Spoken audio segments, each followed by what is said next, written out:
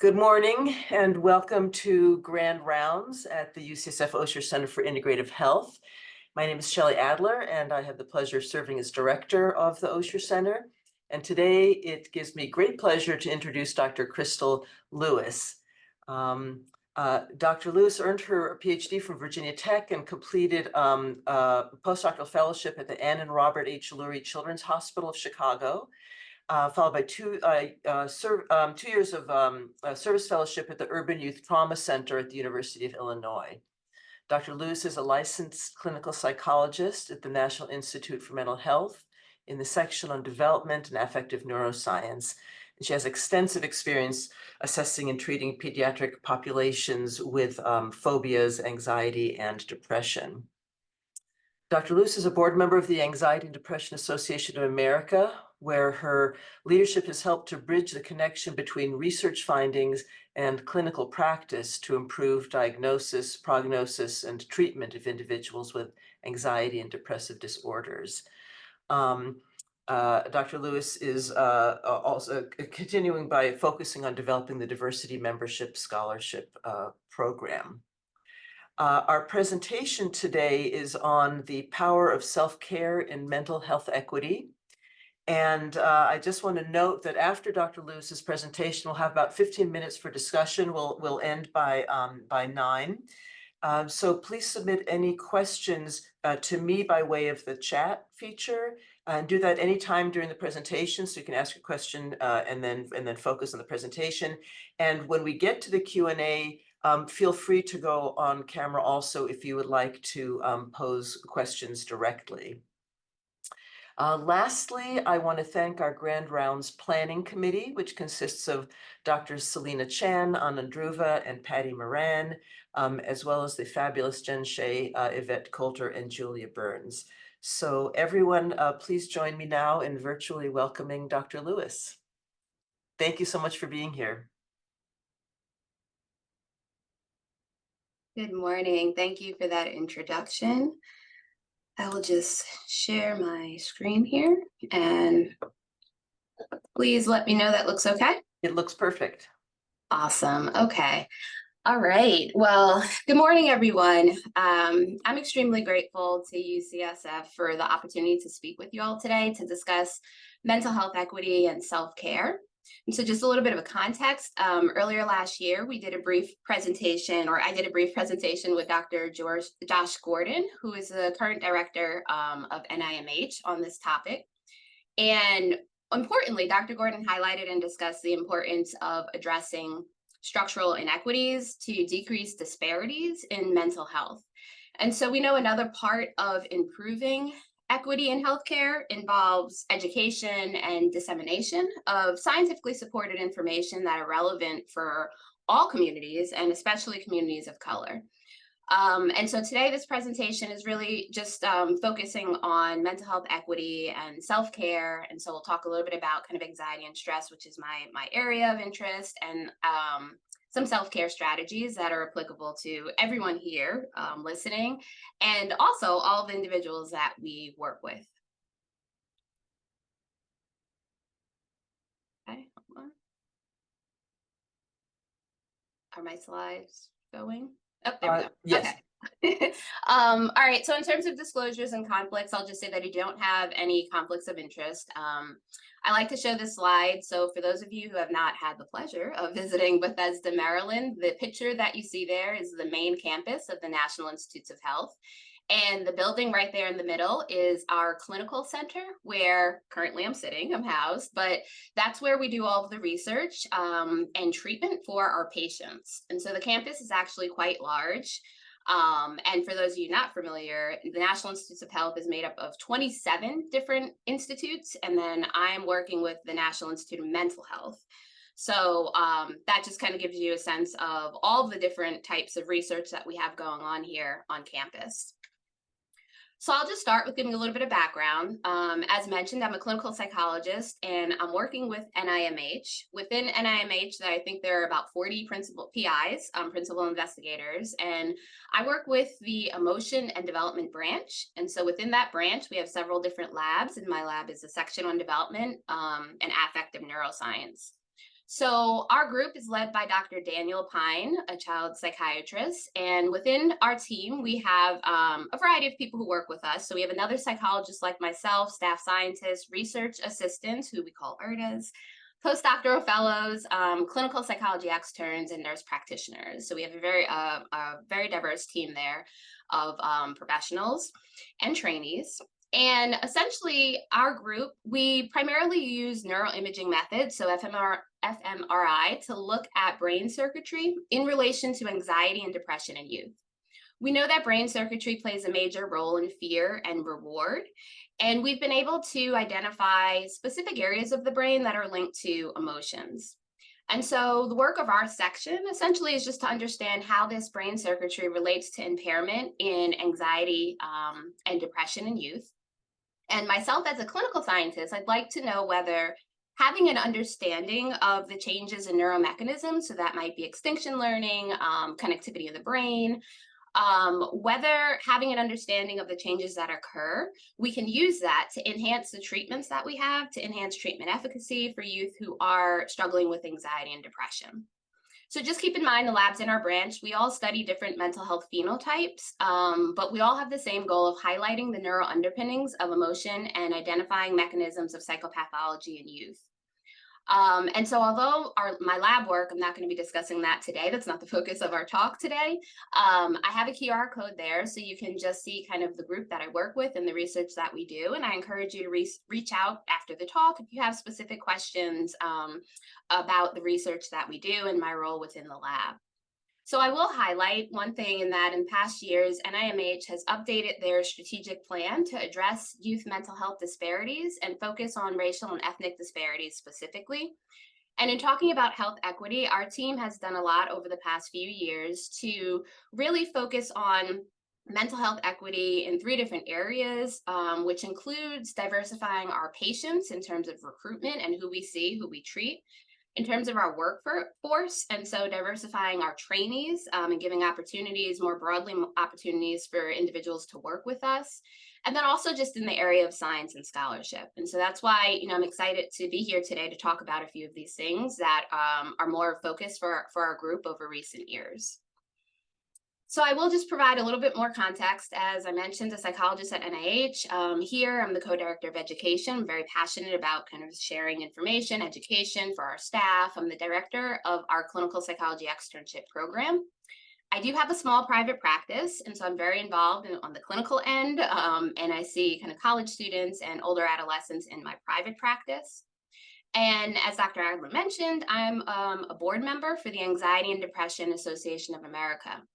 ADAA, for those not familiar, it's a multidisciplinary organization with researchers as well as clinicians. And essentially our goal is to promote the implementation of best practices and treatments for anxiety, depression, and co-occurring disorders.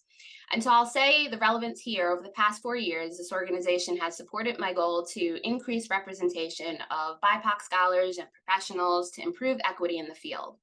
And so they support my donor-funded initiative to provide membership scholarships to trainees and now conference funds to MD and PhD trainees and early career professionals for marginalized groups doing research on underserved populations. So anyone with interest in anxiety and depression and looking for a professional organization, I would say to definitely look up this organization.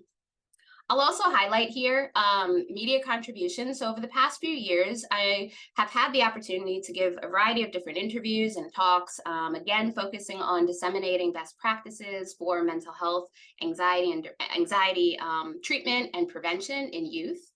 And so I've worked with different platforms, such as kind of written outlets, the Washington Post and the New York Times. I've done podcasts with Jody Richardson, Well Hello Anxiety, Jody Sweeten. I've done podcasts for Awkward Conversations that's geared towards parents and helping them have conversations with their kids to prevent substance use and promote mental wellness. I've given talks on NPR radio and Sirius XM and a lot of other different outlets. And I'm really just highlighting this to show my passion and commitment to sharing relevant information, scientifically backed information, disseminating best practices and tools and strategies that we all can benefit from as we're focusing on mental well-being. So, my identities and lived experiences deeply shape my perspective as well. So, I always just like to touch on beyond my professional identity as a psychologist, a clinician, a researcher, a mentor. Um, I'm a Black woman. I'm a daughter, a sister, a proud auntie and godmom. I have many other personal identities and titles that significantly contribute to my life experiences. And so I recognize to some that I may have a financial privilege and social power that others do not have. And so although I'm taking a professional research-backed approach to this presentation, I think it's important to acknowledge my positionality and that my walk influences my outlook and interpretations. And so take that as you will.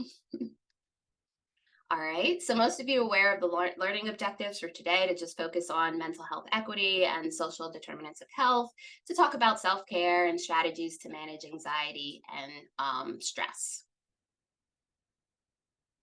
So for the agenda today, I'm going to start with just touching on social determinants of mental health and health disparities.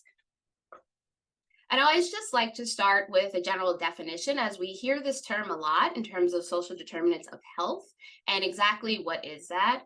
So this definition from the Healthy People 2030 website highlights that social determinants of health are the conditions in the environments where people are born, live, work, play, worship, and essentially age over time, and that affect a wide range of health functioning and quality of life outcomes and risk. And so essentially, these social determinants of health are non-medical factors that influence health outcomes. And we tend to focus on five different areas of education, healthcare access, neighborhood and environment, social and community context, and economic stability. And we know that social determinant framework focuses on understanding how these circumstances in which people live shape their health outcomes. And it builds upon the concept of social gradient, in that individuals with lower social status tend to have greater health risk and lower life expectancy than those with a higher status, right? And so the impact of social position can accumulate over time and affect not just health, but mental health. And so the social determinants of health are not distinctly different than those of mental health, but it is largely important to focus more so on mental health, because we know that mental illness and substance use disorders are preventable and treatable, highly preventable and treatable. Mental illnesses are high cost when not treated. There's high morbidity and mortality amongst with mental health disorders. And just in general, mental health is a little bit kind of understudied in terms of the broad context of health.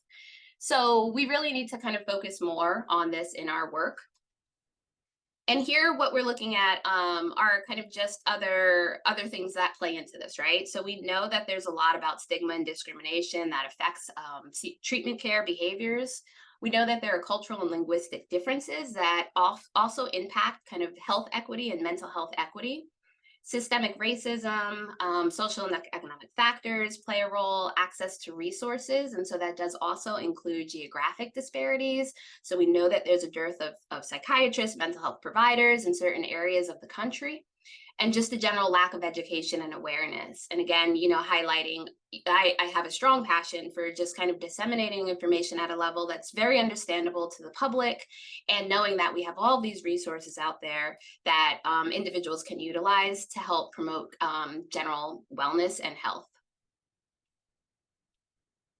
So this figure here is from the All of Us program at NIH. For those of you who are not familiar with that, there's a link there on the screen, but All of Us was developed in 2018.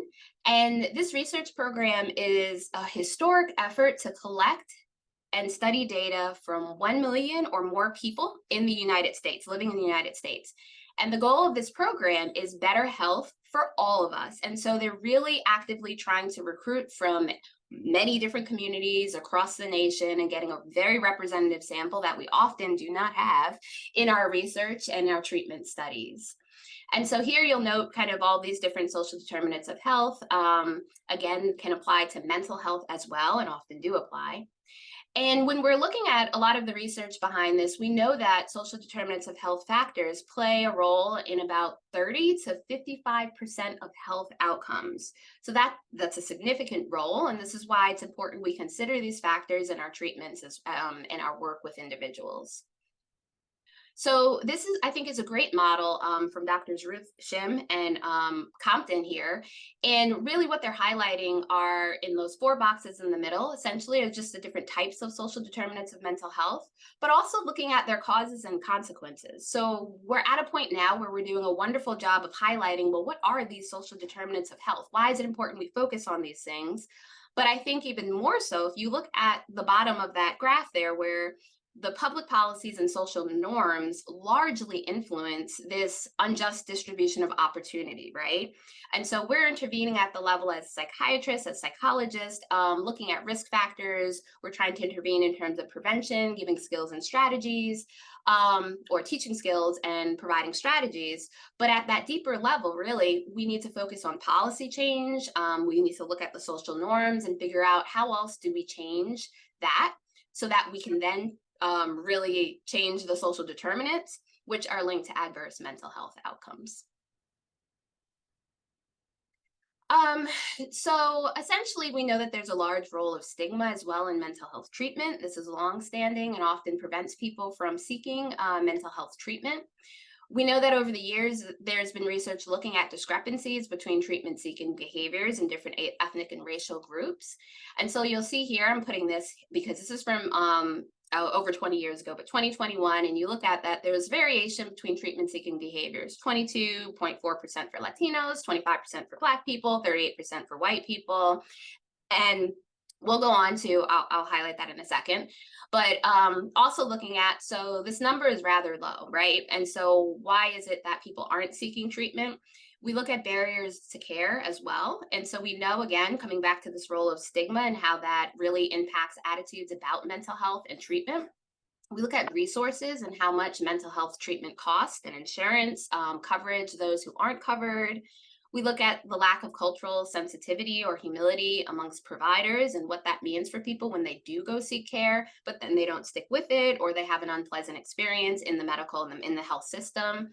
And essentially, we know about unequal access to care in specific areas. And I mentioned before, just kind of some of the geographic locations that also don't have a lot of providers or treatment options.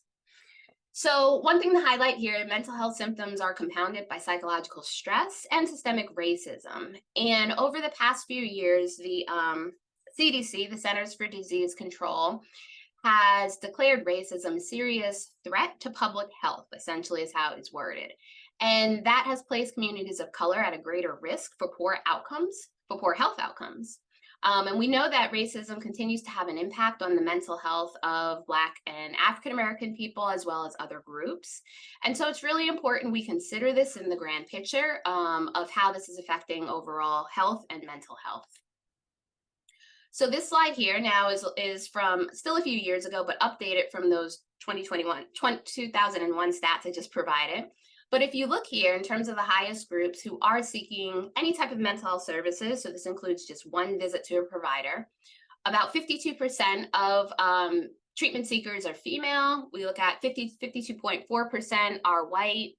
But that leaves a whole 48% of people, and that's on the high end, right? A high estimate, who, or sorry, a low estimate, who are not receiving any type of services at all, right? And so we still have a ways to go in terms of really letting people know what services are out there, providing ways to access those services more easily, and then making people feel more comfortable when they are seeking treatment, when they're in the health system, so that they keep up with seeking those services.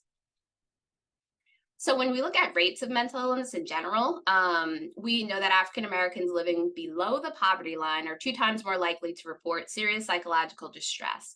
So there's this compound of looking at social economic status and then how that is linked to lack of resources, which then is linked to individuals experiencing more severe forms of psychopathology. So it may not necessarily be that they have higher rates, but it's more the severity of the symptoms that they're experiencing from lack of treatment, from stigma, for a variety of different reasons. And some of these studies have shown that there are greater reports of sadness and hopelessness and worthlessness from communities of color. We know that Black adults visit emergency rooms for mental health related concerns at nearly double the national average. And so thinking about, well, why might that be, right? Is it that they're experiencing more mental health symptomatology? Is it that it's more severe? Is it that also there's less education about the mental health symptoms and it's perceived as a health emergency as opposed to kind of mental health? There are a variety of things that we need to consider. And also, quite importantly, the suicide rates among Black and minoritized youth has significantly increased over recent years, which is extremely alarming. And so these are really areas of focus for us, when I say us here at NIMH and just in general, in terms of highlighting that this is a significant problem. So when we're focusing on just these different structural contributors, I'll say contributions to inequities, which includes kind of the racism and policy, socioeconomic status, we should look at specific stressors for groups of underserved and historically overlooked individuals and how that essentially impacts their general life experiences. And so this slide here really just highlights that untreated mental health disorders and unmanaged stress are silent killers for Black individuals. This slide here is for Black men. So this is just an example. Adult Blacks are 20% more likely to experience serious mental health problems compared to the general population, as I mentioned before. And when we look here at these statistics, only 6% of Black men in this particular study use mental health services in that last year. And so that is quite concerning. And when we look at some of the stressors, they're in these different categories of money and finances.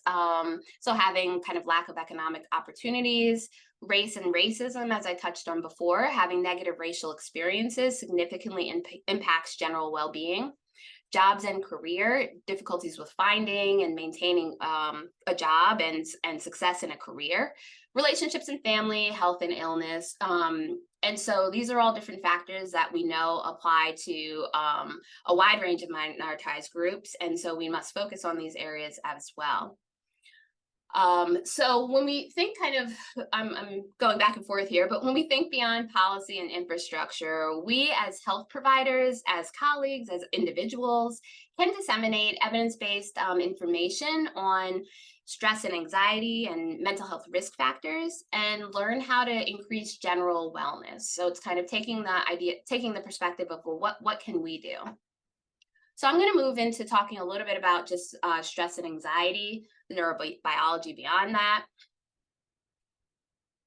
And so when I am talking to communities, whether it be kind of trainers or trainees or the public, we talk a little bit about differentiating between stress and anxiety and at what point these symptoms become clinical, which I'll talk about. And so when we think about stress, we know that stress tends to be external, identifiable, transient. Of course, there are things that turn into chronic stressors, but stress tends to be kind of identifiable. And it's a feeling of being overwhelmed, right? And so we've all experienced that. It could be work deadlines. It could be dealing with kind of annoying or disrespectful coworkers. It makes it stressful to go to work. It could be your child's behavior, your partner's behavior. Stress can come from many different things. When we think about anxiety, anxiety is an internal reaction that can occur more frequently and may not have an identifiable cause, but even if it does, when that cause is removed, the anxiety persists. So anxiety is normative, and we'll talk a little bit more about that. But essentially learning what causes or triggers your stress and then what coping techniques work for you can help reduce anxiety and improve your daily life, right? It might take trial and error to figure out what strategies work best for you, but it's important to know how you can bring your stress level down because we know that stress and anxiety is linked to physiological symptoms and can exacerbate medical problems, such as heart disease or high blood pressure, endocrine disorders. It's largely related. And so what I ask people to do, and I'll ask you to take 10 to 15 seconds right now to just think through, today's Wednesday morning, so think through your week so far and identify what some of your stressors have been to this point, right? And so what are some things that you've dealt with so far that you felt were stressful? I'll say kind of write them down quickly, give them a name.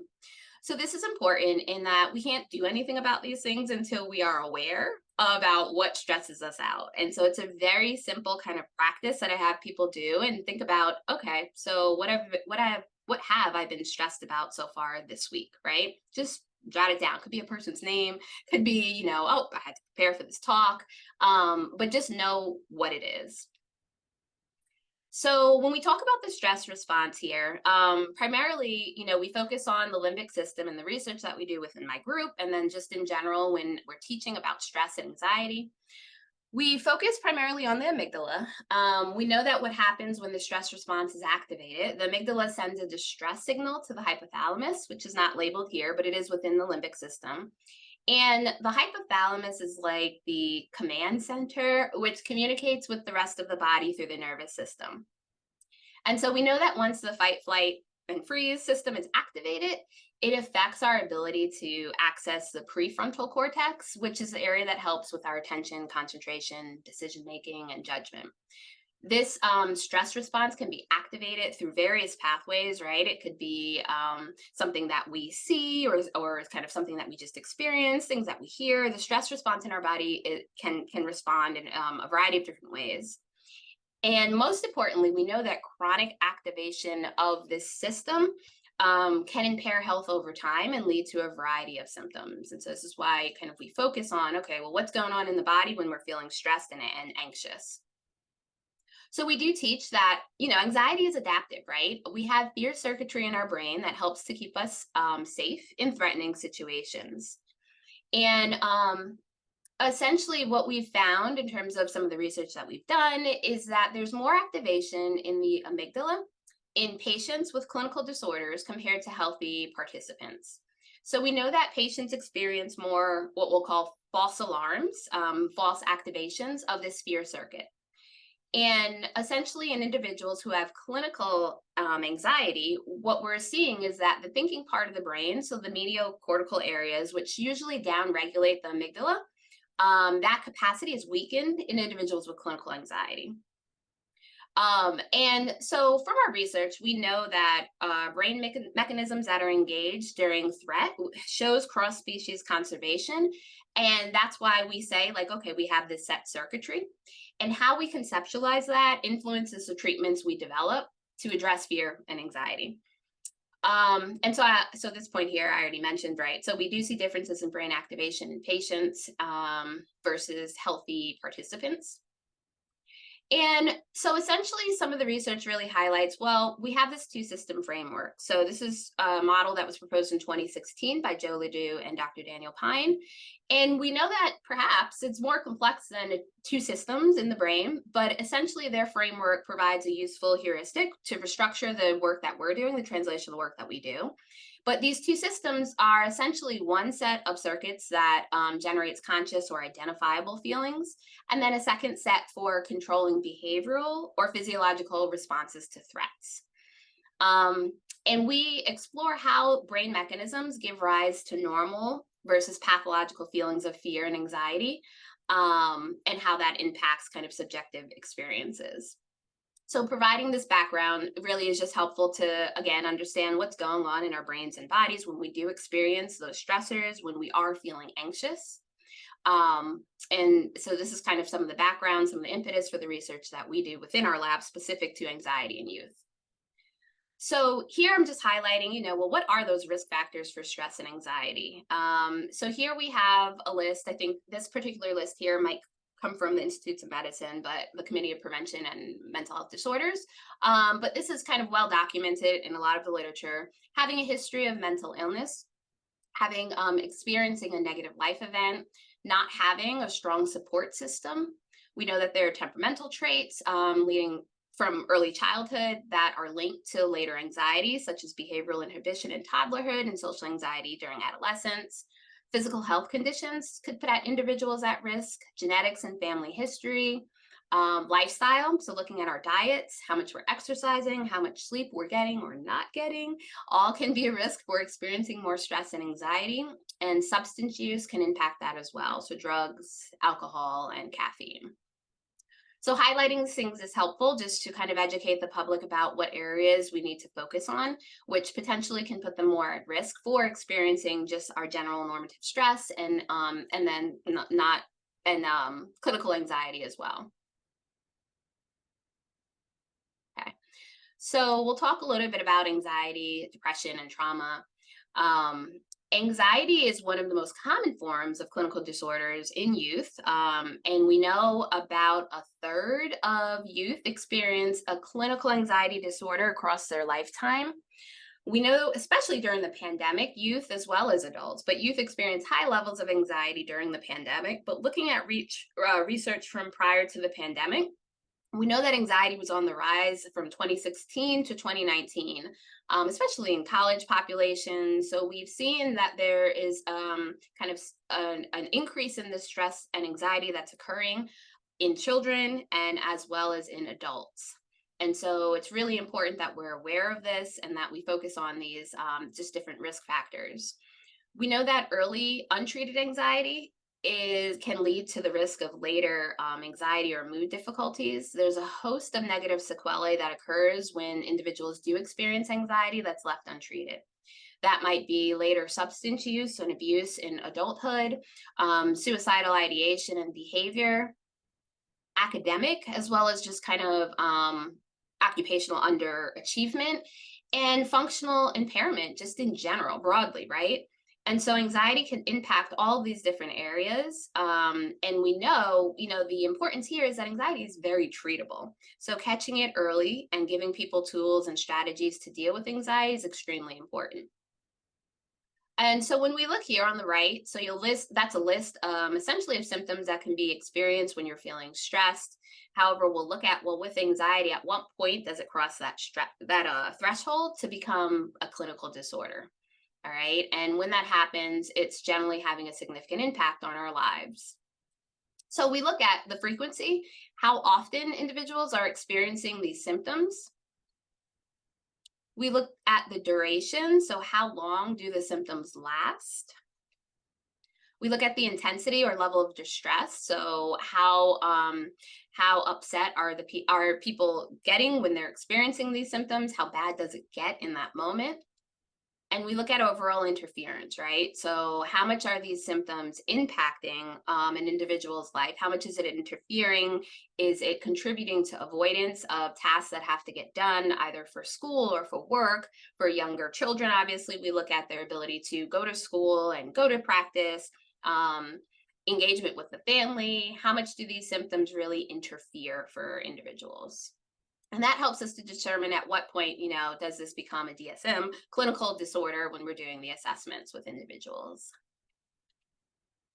So again, with anxiety, this is a little repetitive here, but we know, again, it's quite common. And increased risk for anxiety and depression occurs due to exposure to racism, trauma, and societal factors.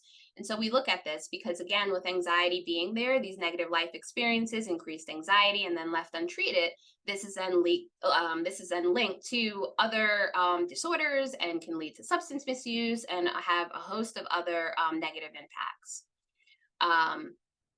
And so here again, these symptoms are specific to anxiety and can also be experienced with stress. And so we really just try to educate the general public about what it looks like when you're experiencing anxiety and stress, and whether perhaps a assessment might be necessary.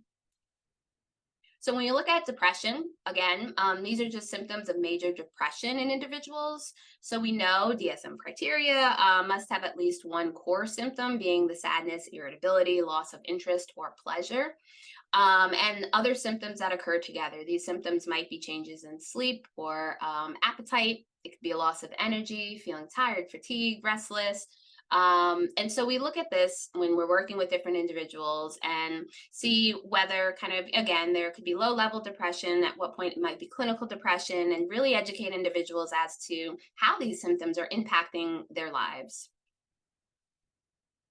Also important to look at post-traumatic stress disorder. And so, it's natural to feel afraid during and after traumatic situations. And most people don't go on to develop PTSD. But when we look at the rates, we have generally 9% of PTSD in Black Americans, 7% in white Americans. So we look at, well, this is something that does occur for some individuals. And so when we are diagnosing PTSD, again, we look at, are there symptoms that are ongoing past the time threshold, and how impactful is it for that individual?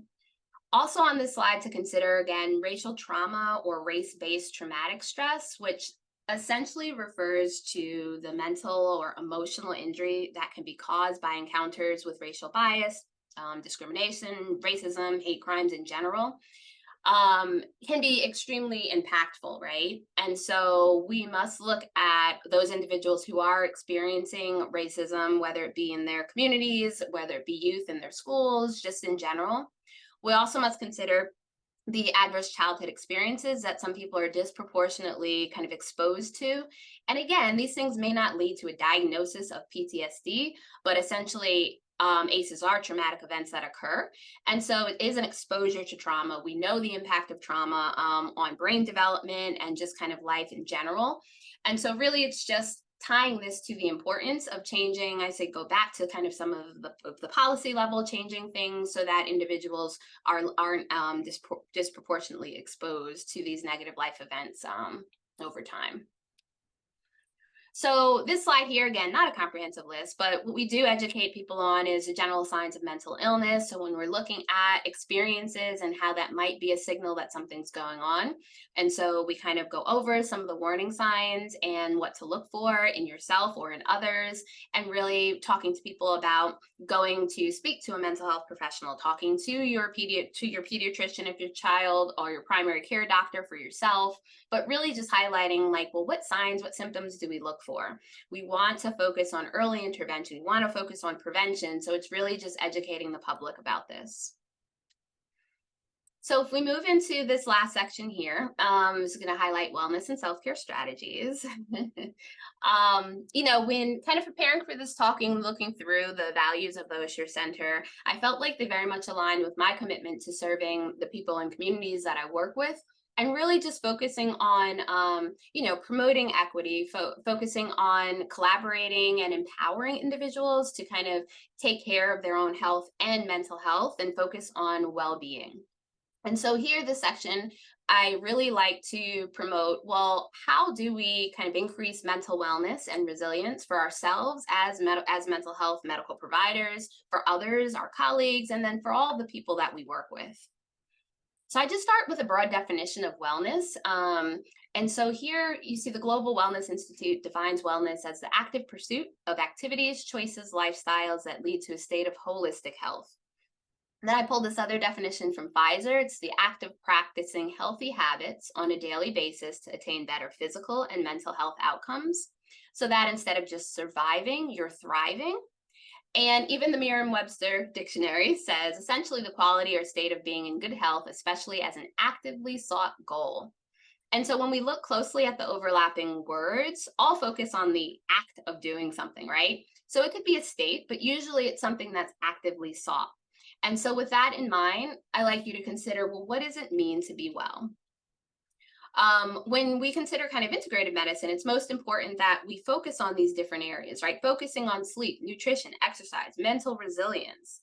Wellness can include at least 6, but up to 9 dimensions of wellness, right? And so we want individuals to broadly focus on all these different areas. And specifically, we're looking at kind of mental well-being. But how do we get there, right? So that's the question of like, yeah, well, what do we do? How do we get there? And so this is where the power of self-care comes in.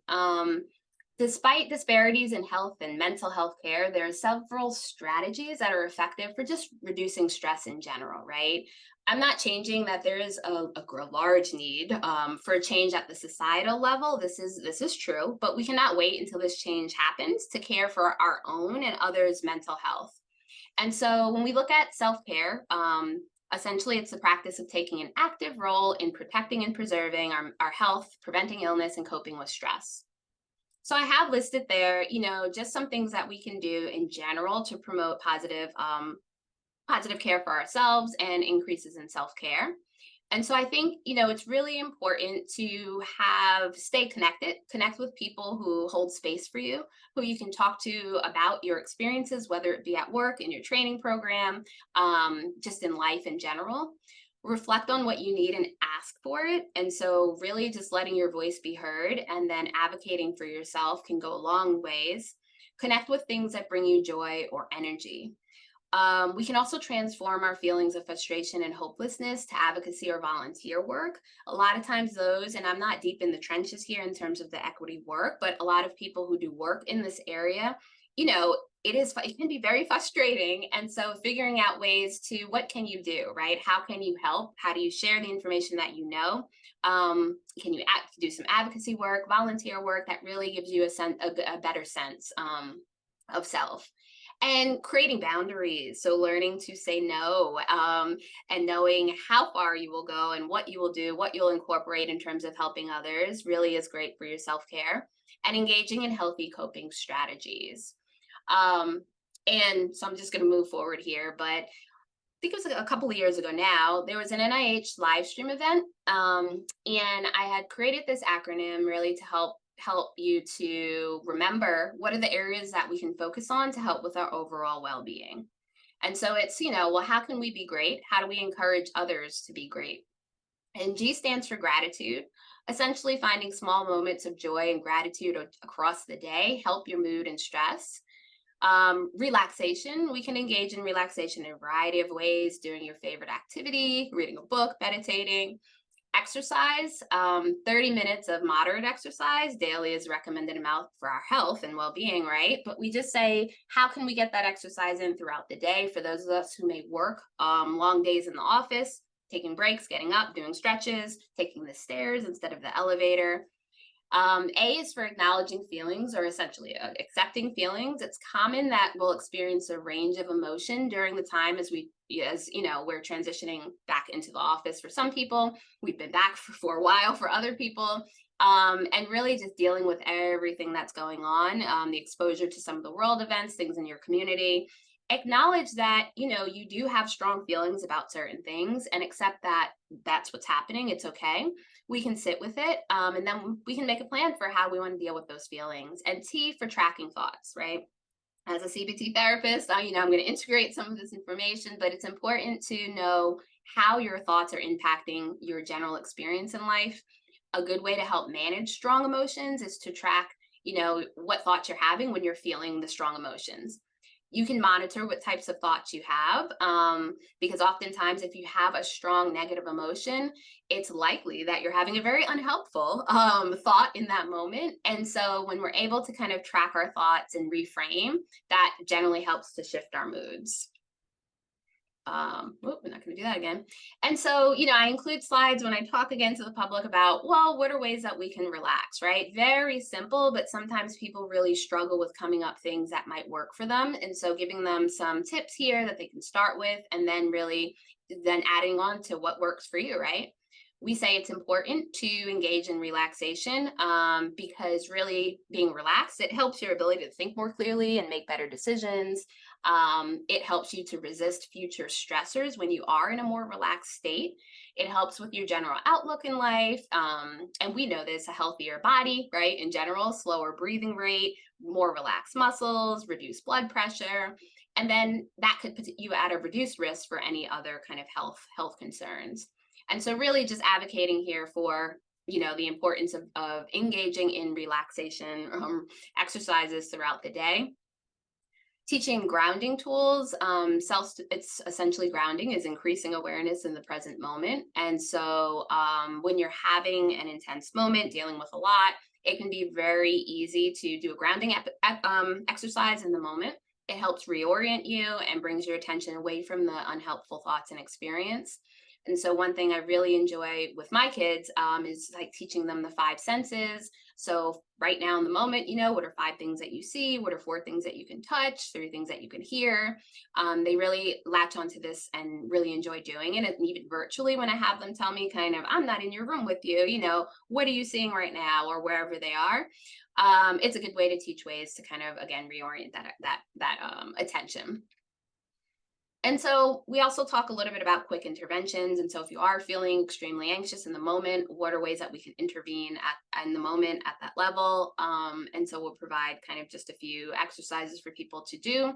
They can latch onto those things that work for them. For some individuals, it may not work. And so we just go through and find, okay, well, what can be effective for you? Visualization, is really a great activity to slow things down. You can kind of use your senses in the same way to bring you back to a really relaxing place. I used to teach this a lot, and my example would always be like, oh, I went to Costa Rica's Manuel Antonio Beach, and I just really thought it was beautiful. I could close my eyes and literally feel myself there. This has been many years ago, and so over time, my happy place, my relaxing place has changed to kind of more recent travel places that I've been.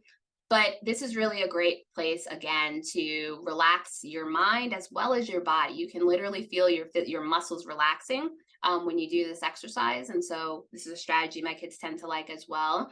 And so we'll teach this. It's important we can teach others how to do it and know that this is an effective way to relax. So we use a lot of affirmations. Many of us are aware of this. Affirmations are essentially motivating statements that can help you with challenges to overcome just any negative or self-sabotaging kind of thoughts that happen in the moment. And these are very helpful in the workplace, in the classroom, at home, when you're dealing with challenging people or your kids. Again, you might have these thoughts that come to mind that aren't very helpful. And so, I encourage people to come up with affirmations that work for them, right? These are some examples up there that some of my patients have come up with, and these may not work for you, but it's okay. Well, how can you come up with one that speaks to you? And it's important that you affirm yourself throughout the day, because sometimes you may not get that affirmation from people externally. And so really take time to journal and reflect. This goes back to kind of tracking thoughts and just journaling on your daily experience, and highlight, well, how does your thinking influence your general life experience? And we can shift our thinking by really focusing on these affirmative statements and shifting to more helpful thoughts. And so as mental health, as health providers, the work that we do sometimes can be quite draining. We really need to know that we can experience stress and anxiety in many ways when we feel like we're living for other people. And what I mean by that is essentially we're not being true to ourselves and our own desires. And in doing so, we might act in a way that really isn't who we are. And so this slide really just highlights how to get to that point of living in your truth and doing what, one, you're passionate about, and two, making sure that you are showing up as your full self in every environment that you're in. And that's very important, especially for those of us that work with patients, so that we can model this behavior that we want to see in them. For the sake of time, I'll just kind of move through here. And again, we don't want to perpetuate stigma around mental health. Being open and honest about what you're observing and being curious goes a long way. And so when we have these conversations, it can be with friends, family, colleagues, and our patients. Hey, so I noticed your mood has been pretty low these past few days. Everything okay? So really just having the conversation, using validating statements. It sounds like you're having a really tough time. Tell me more about what that feels like. Really just encouraging individuals to open up. That can also go a long way. We mentioned engaging in self-care. Finding ways to help people with daily tasks can go a very long way. Try not to take it personally when you are around individuals who might be struggling. And then also we want to make sure we're encouraging professional help, right? Those that may need more help. So here's just a list again, which many of us are familiar with, treatment options that are out there. We focus a lot on psychotherapy. And as I mentioned, a CBT therapist, there are a lot of effective treatments out there. And so this is something we want to promote to communities, to let them know that we do have treatments that have been validated with many communities and that are there, can be quite effective. So we do share this information in terms of, well, where do I go, right? So we have to find providers. We encourage people to go to their primary care providers, look online. We have crisis resources. So we share these numbers as listed on the slide. Feel free to kind of use, many of you who do give talks as well, kind of making sure you're including this great information. We have web resources that many individuals can go to these different websites. So again, these slides really just have a lot of links here for stress, anxiety, and mental health, and they can also help people identify providers and determine kind of the next steps that they want to take in their own mental wellness journey. And so here, I'm gonna end here and just say that I really appreciate the time. I'd like to kind of thank everyone who's listening in right now. And hopefully this will kind of motivate and help you to continue the quest for mental health equity and doing the work that you do, whether it's on that individual level or at the community level. And I just encourage all of you to kind of make a self-care plan that you can use for yourself and then share with colleagues and patients and family members and anybody who might be in need of some support. So thank you very much. Thank you so much, Dr. Lewis. Absolutely fantastic. Please imagine lots of applause. This is the one drawback to the access we provide by being online. Several questions. I want to invite people to go on video if they would like to ask you live. If not, I also have questions that people have been including in the chat. And I just want to note a couple of things because I've gotten several messages about 2 points. One, how beautifully your presentation aligns with our goals and values at the Osher Center. So thank you so much for featuring so many aspects.